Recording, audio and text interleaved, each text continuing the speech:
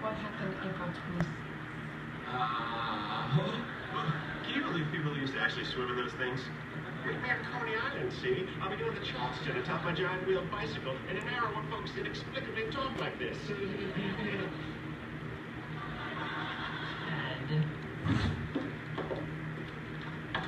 Ooh. Hey, bud. I was just about to take Lily's rehearsal dinner dress to the dry cleaner. Oh, it's too bad.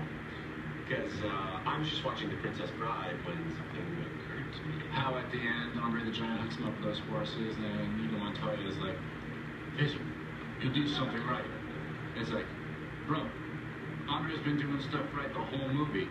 Knocking out serpents, busting down castle doors, basically carrying your revenge and sangria soaked ass. So instead of being a patronizing jerk, how about a simple, thanks for the horses, bro?